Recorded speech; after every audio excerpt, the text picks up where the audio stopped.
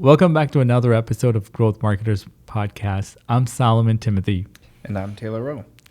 In today's episode, we jumped into a lot of different topics surrounding social media. Social media is such a it's such a broad topic, right? To say social media and to put that all into a 30-minute podcast is almost impossible. So we try to do our best to walk through, from each type of business, to B2B, B2C. If you're just getting started in social media and you're not really sure what you should be doing, what platforms you should be using, how often you should be posting, and what your goals should be, hopefully you'll find some value in kind of what we explained here. But social media is something that I think we're both really passionate about, and I think is important to every business owner. But it's definitely more than a 30-minute podcast. So hopefully you guys enjoy, and as always, reach out with any questions you have.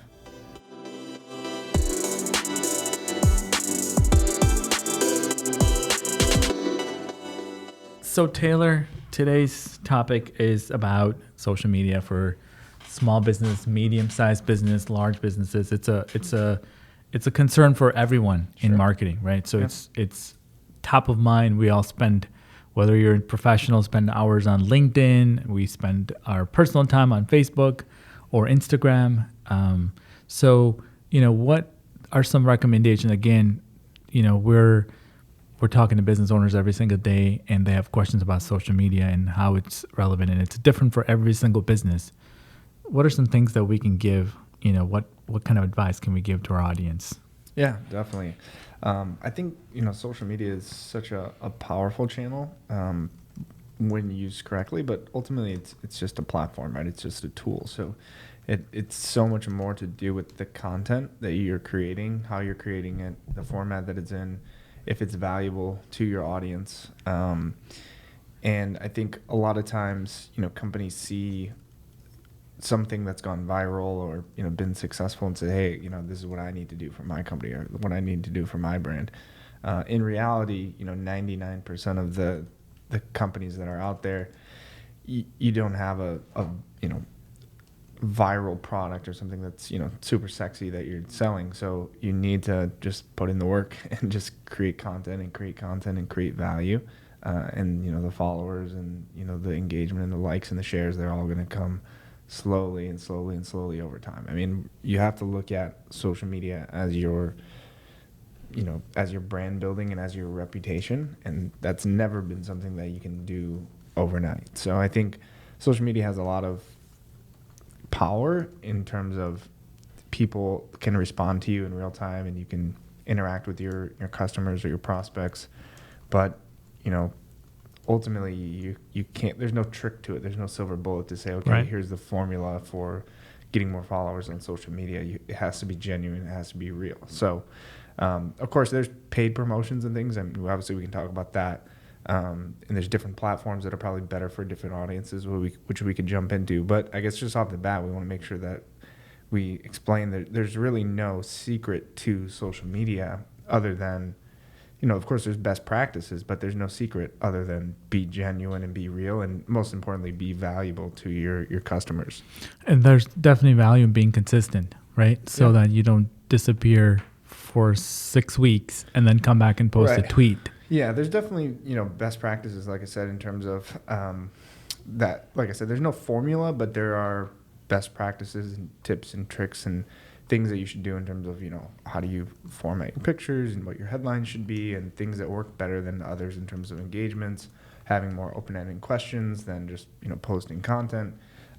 Like you said, have a consistent schedule will help with really all of your, content marketing, your SEO. There's other sort of ancillary effects that could have. But yeah, I mean, I think it really just depends on who your clients are and what's going to be important to them. So maybe we could talk about different types of businesses and maybe choosing the right platform, and then we'll jump into, once you've chosen the right platform, how do you generate content? Does it need to be original content? Does it need to be content that's just curated from other either competitors or similar audiences that you're sharing? So Maybe let's start with, if we were to say you were a B2B business, what sort of platforms would you recommend in order to get in front of clients? And how do you measure, what is successful and what's not successful? Right. So, I mean, it's obvious if you're B2B, you should have a LinkedIn page for your business. You should have a LinkedIn page for every one of your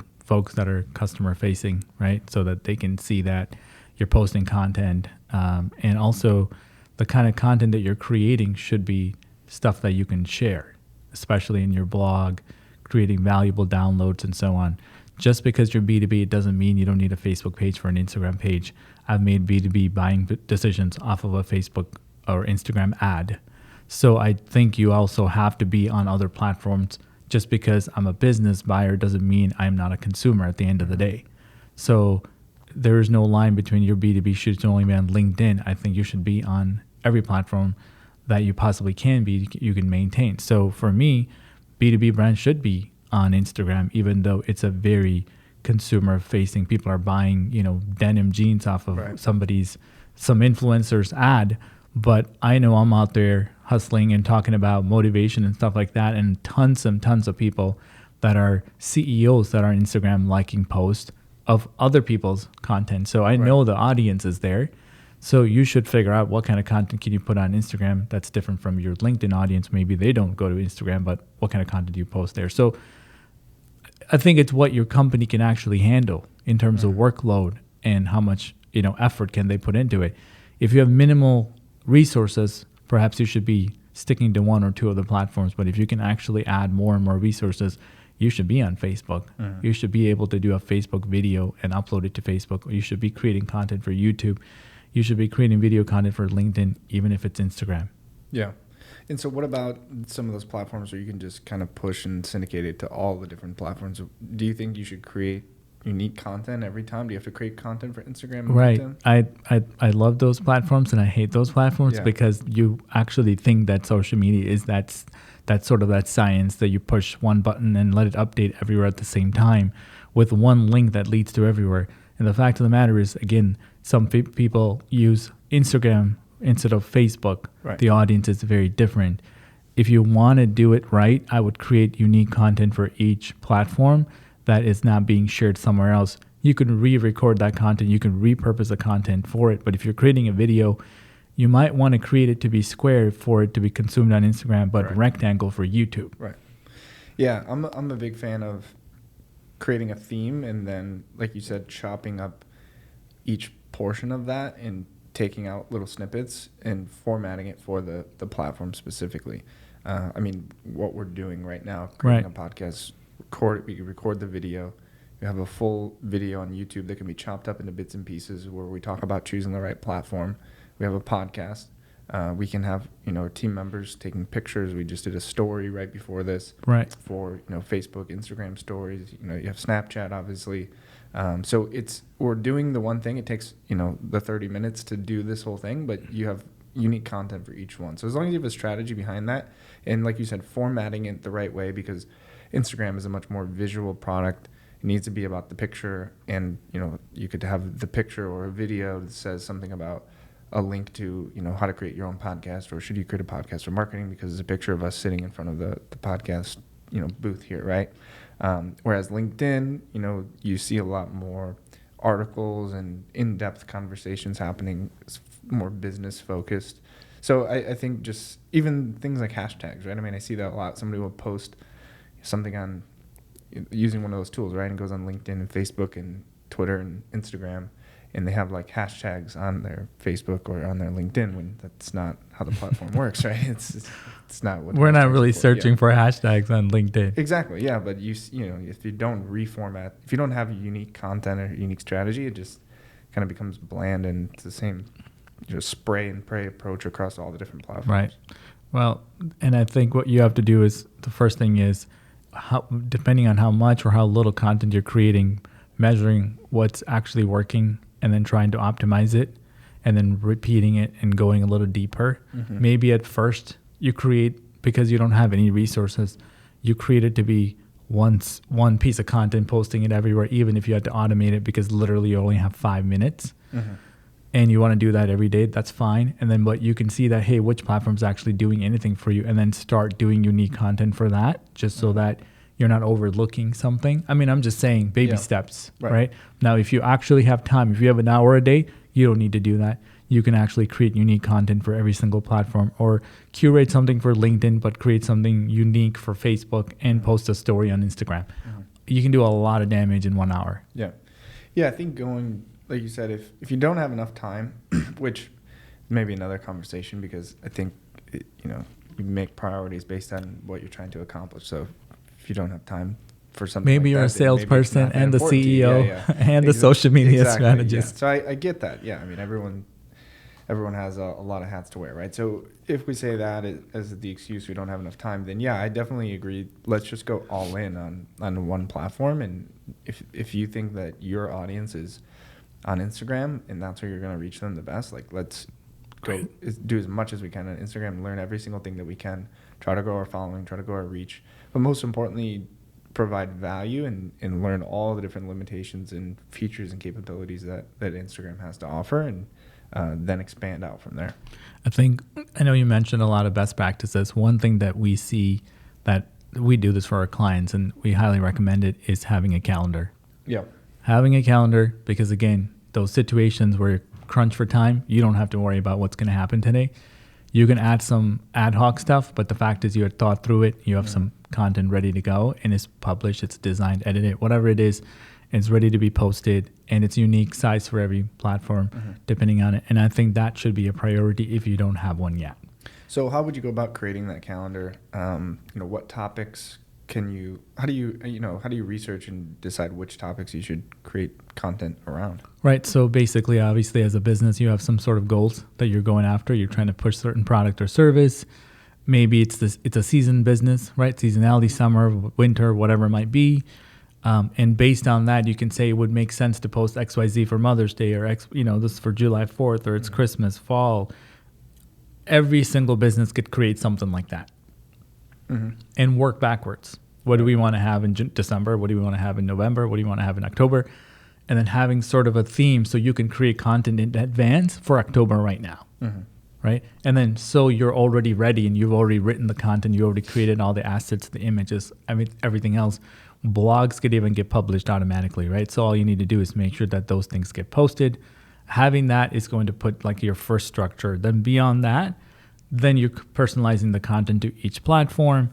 So some of those things have to be done if you're not, and if you are, then you need to figure out how do you create unique content for every single platform, and then figure out how do you measure it and what should be optimized. Ultimately, as you said, this is a branding exercise, so you want to do that. But there's no doubt that people will find you, if you're consistently creating content. Right. If you're staying top of mind, there's no doubt that they're going to go to the website and request a quote or whatever else. It's just that you need to make sure that you're there and staying top of mind. Right. So when they do need it, they're able to find you. Yeah. I think it depends on a couple of things, right? One is like you said, your goals, your business model, the size of your company, because we work with a lot of larger brands too. Aside from the small businesses that we work with, and larger brands, you have a longer approval process, and like you said, you may need to plan out. If it's July now, we want to plan out for our Christmas, Instagram postings ahead of time. And then I think if you're in a smaller company, we're able to be more agile. If you have, like you said, we wear many hats, it's actually probably easier for you to create content because it is more genuine and it's more day-to-day in terms of what you're doing. If your job and your role is to consistently create content or add value to your clients, then simply record that and format that in a way that is, easily digestible, right? Because like you mentioned, let's say you're a salesperson, even in the B2B space, you're constantly working with clients, you're constantly working with your product or service, whatever that may be. You're getting a lot of questions about your product or service. You can easily turn that into content either for your own brand, because, we're now in a place where individual employees are building their own brand and reputation through social platforms, or for the company profile. So I think it depends on your position within the company and kind of what your day-to-day looks like, as well as the size of the company and what you're selling. Obviously, it's an e-commerce product or something like that.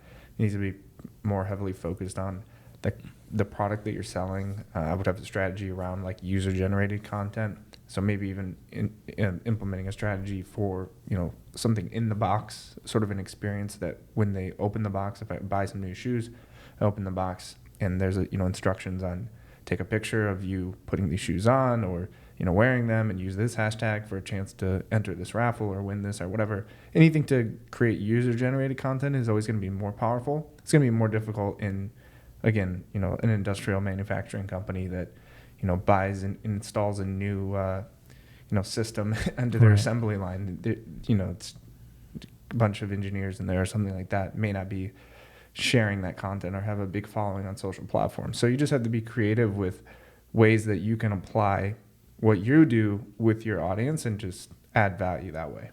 And one thing too, that I certainly see companies needing to do is, you mentioned multiple people going in and adding content or whatever, figuring out what's that voice and the tone for the business, because that's how you get into different folks. And, every intern that you had said things differently. Mm-hmm. So having that policy, even if you don't have any resources to do from it. The main company. From the company itself. Exactly, here's how we don't call our customers this, we call them clients. We don't, we call our employees, patrons, whatever, clients, employees, whatever those things are. You're going to have to define it, because what happens is over time, you're going to give a lot of mixed messages and you're going to create, more of a chaos for you to deal with. And some companies have to go back and delete things. Right. So you want to avoid that. And so having that policy, I think it's a huge part. And then figuring out what you say and what you don't say and what you believe in from the beginning. And all you're doing is you're sort of expressing what the company is about through the channels and what the values are and what you believe in, more so than trying to figure out what are we going to tweet. Let's just put something out there. And that really doesn't yield anything. Right. So the reason why you follow certain brands is that that consistent message is coming at you and it's reinforcing what that company is about. And you believe in it, you follow them for that very reason. Like I'll just take Tom's shoes. I'm sure they have something specific about why they do what they do every single time. They're trying to bring it up, or Starbucks or somebody like that. They're constantly talking about that. And that's cool, because you want to be part of that. You like it. You don't mind it if they spam you with posts, because you don't mind it, right?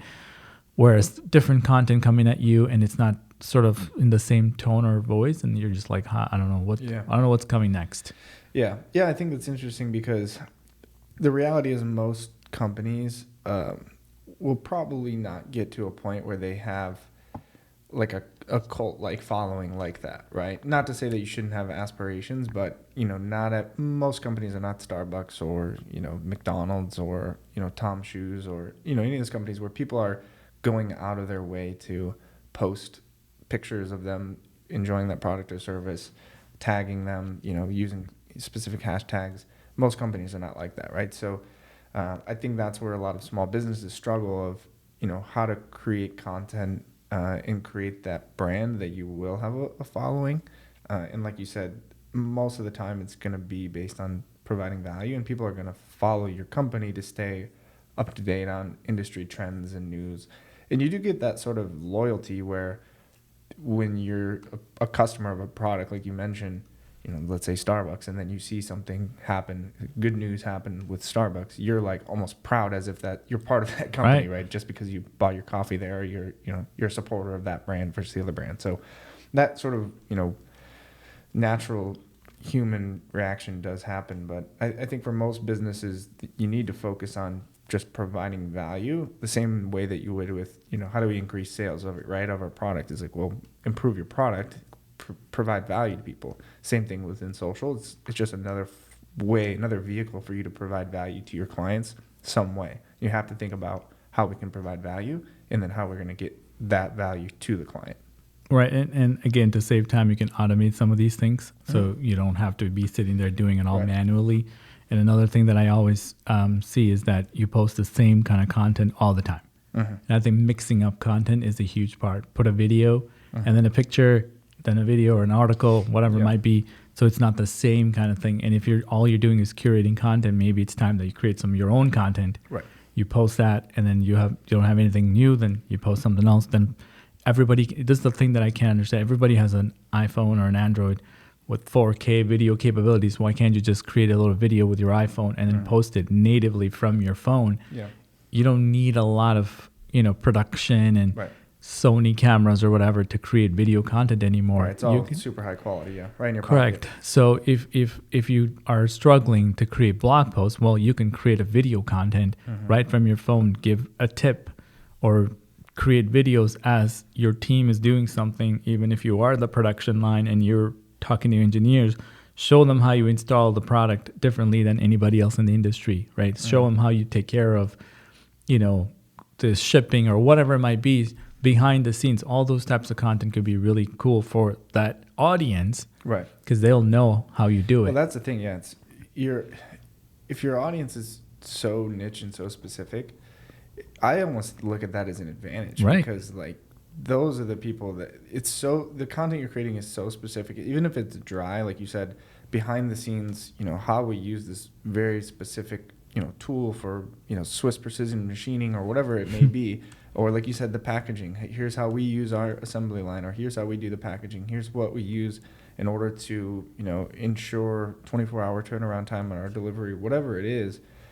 The person who finds that because they're, interested in that is going to see so much value in that because they actually understand what it is you do. So I think that if you have a very niche service, niche business, I'd look at that as an advantage because you don't need a lot of followers. You need the right audience to see that, and if you're speaking to them specifically, then it should be valuable. Right.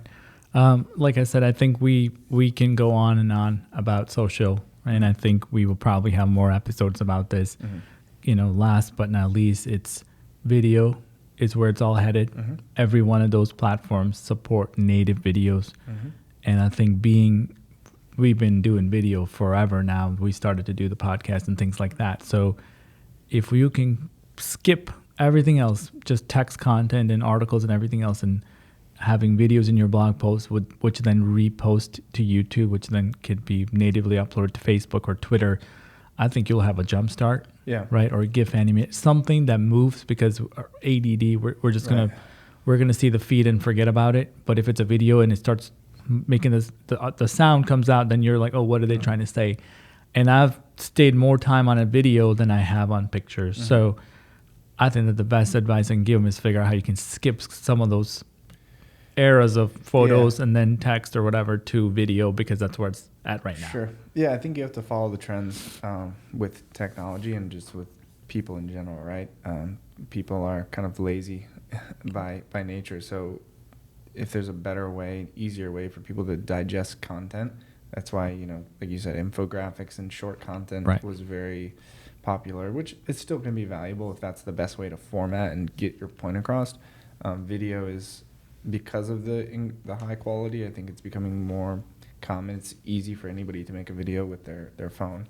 And like you said, it's the absolute easiest way for now until, AR and VR and those things start becoming more popular. It's the easiest way to digest the content because you don't even have to click on it. You scroll through your Facebook feed and it starts playing automatically, and you just watch it. And a lot of times they have the captions and you don't even have to have the audio. Sound. Right. So I would recommend creating video for those exact reasons. It's also the most, like I said, it's probably the easiest to reformat because you don't have to, you can chop it up. You have the big piece, the big video, create all the subtitles, chop it up into multiple pieces based on the sections. And, that's like a week's worth of content that you could put on all the different platforms. Because like you said, Facebook, Instagram, everything has native video right in there. So I would definitely create video. It's also, no matter what product or service that you're selling, it's probably easier for you to visually represent your product or service through a video than to write a blog post and try to explain every single thing and write it out. It takes more time, where you talk about your product or service all the time to customers. So just get that on camera, explaining the value or the experience that they would have. Whatever you do, don't sell over promotion. Yeah. People can smell it from far, and they're gonna just they're gonna be turned off by it. Educational content, right? Helpful content, help them make a decision, but not tell them, here's the product to buy and call us at whatever area code. That's the thing that is going to get turned off. The infomercial style video, right? Right. Yeah, I think there's a place for that. The QVC ad that you have. I mean, there's a place for that. But if you're just trying to build a brand, build a following, create value, educate, which in theory is going to help you sell more, because the more you educate your prospects on the advantages of your product or service, the value that you can bring, the more likely they are to buy. If you do have an actual sales team that needs to get involved, I would love to have somebody who has learned everything about our process before I get them on the phone, because they're already sold, right? They're just trying to figure out the pricing and sort of the minute details. But if they're able to understand through the videos and content you're creating before they actually even reach out to you, that's 10 times better. Right. So how do we sum this up? Yeah, I mean, there's, like you said, social media, there's so many different things that you can do, and we haven't even touched on advertising or influencer marketing or affiliate, anything like that. So I think there's a lot more that we can dive into specifically in other pieces of content and other podcasts. But I guess to wrap it up, what's if let's go one by one, right? So if we said a B2C, company, if I have an e-commerce product, what platforms would you recommend, or what's one piece of advice that you could give to somebody that's trying to grow their business? I mean, I would be either Pinterest or Instagram or both, because people make buying decisions on Pinterest all the time. They are seeing it to buy, pretty much. Instagram similarly, right? And Facebook.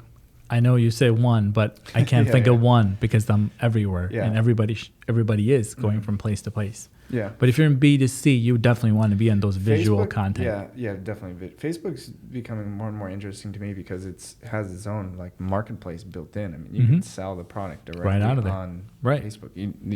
You could, in theory, eliminate even a website. You can just create a Facebook page and upload your products and sell directly on Facebook. So it's all changing. If you look at what happened in Asia, like WeChat is kind of, if you watch Facebook evolve, they're kind of creating the same sort of thing. So I would think at some point Facebook it'd be like a Shopify platform where you can sell everything directly through. And you Facebook. Enter your credit card in once and you can buy from anywhere, like Amazon. Exactly.